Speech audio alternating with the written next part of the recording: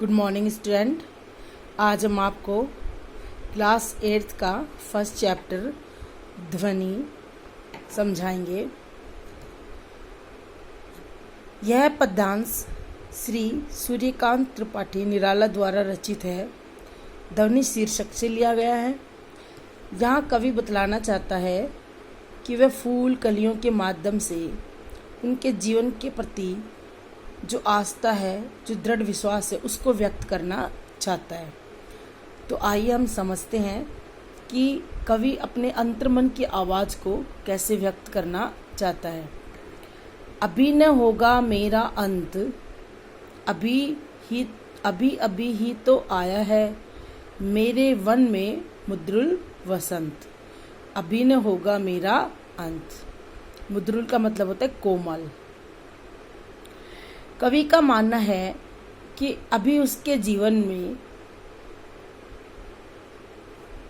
नए सुकुमार शिशु रूपी वसंत का आगमन हुआ है, इसलिए अभी उसका अंत कैसे हो सकता है, अर्थात मेरे जीवन का अंत अभी कैसे हो सकता है। अभी तो शिशु रूपी कोमल वसंत ने मेरे जीवन में आगमन लिया है। यहाँ पर देखो कितना सुंदर मानवीकरण किया गया है।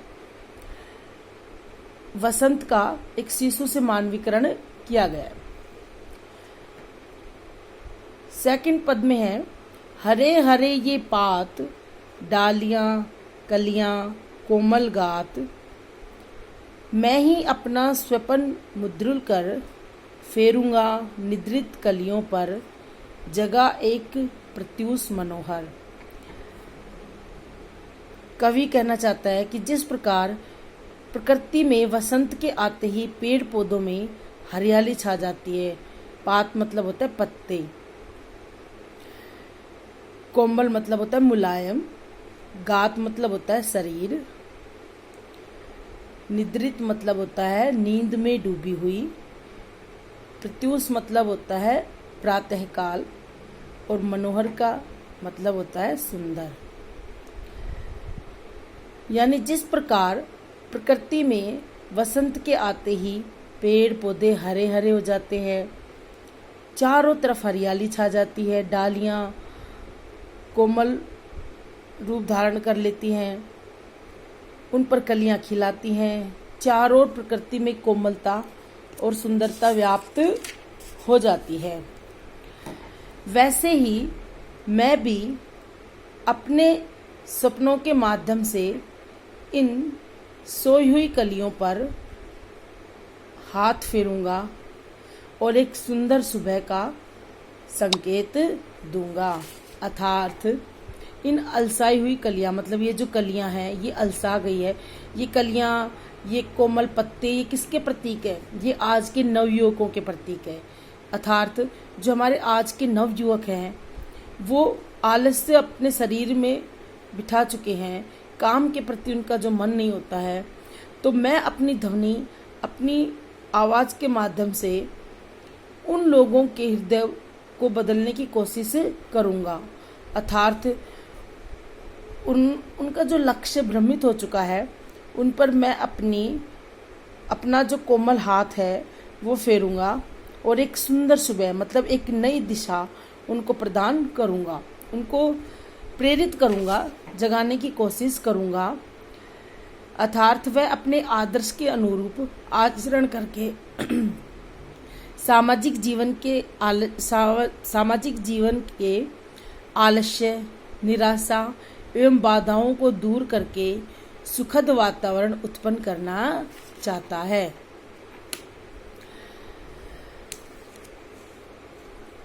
थर्ड पैराग्राफ है, पुष्प पुष्प से तंद्रालस आलस्य खींच लूंगा मैं, अपने नव जीवन का अमृत सहर से सींच दूंगा मैं। यहाँ कवि किशोरों रूपी फूलों को उन्नीदी आंखों से आलस्य हटाकर उन्हें आलस्य रहित और जागरूक बनाना चाहता है। पुष्प पुष्प का मतलब है यहाँ पर प्रत्येक नवयुवक। तंद्रालस का मतलब होता है आलस्य, नींद से बोझिल, तंद्रालस्य का मतलब होता है नींद से भरा हुआ, जैसे कि बहुत गहरी नींद में कोई चल रहा हो, इस प्रकार से। लालसा मतलब होता है इच्छा। तो इसका मतलब है कि हर युवक के मन से मैं आलस्य खींच लूंगा। अपने नवजीवन का अमृत और कवि प्रकृति के माध्यम से अपने जीवन में नव प्राणों का संचार करके नई शक्ति के साथ नए कार्यों को बढ़ने की सफलता उन्हें देना चाहता है, ताकि वो आगे बढ़ सके, समाज में सफलता प्राप्त कर सके। अंतिम पैराग्राफ है, द्वार दिखा दूंगा फिर उनको, मैं मेरे वे जहां अनंत, अभी न होगा मेरा अंत। इसका मतलब है कवि प्रत्येक किशोर रूपी फूल से उनमें आए समाये आलस्य को खींचकर उन्हें चिरकाल तक खिले हुए देखना चाहता है। चिरकाल मतलब लंबे समय तक उन फूलों को खिला हुआ देखना चाहता है, ताकि वे अनंत काल तक खिलकर अपनी आभा बिखेरते रहें। मतलब जो किशोर हैं, जो हमारे समाज के नवयुवक हैं, वो लंबे समय तक अपने कार्यों के माध्यम से समाज को प्रगति प्रदान करते रहें।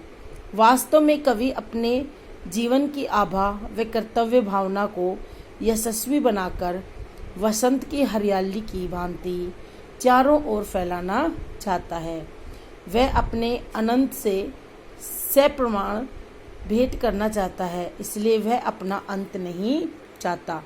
मतलब जो कवि है वह आज के नव युवकों को उनके हृदय से आलस्य निकालकर उनको सफलता का द्वार दिखाना चाहता है, जहाँ वह द्वार दिखाना चाहता है जहाँ उसका कोई अंत नहीं, अर्थात उनकी सफलता असीम आसमान की तरह फैली जाए, जिसका कहीं अंत ही ना हो। इसलिए कवि ने कहा है कि जब तक मैं ये सब कार्य ना कर लूँगा, हर युवक को उसके कार्य के प्रति जागरूक नहीं कर दूंगा, तब तक मेरा अंत कैसे हो सकता है।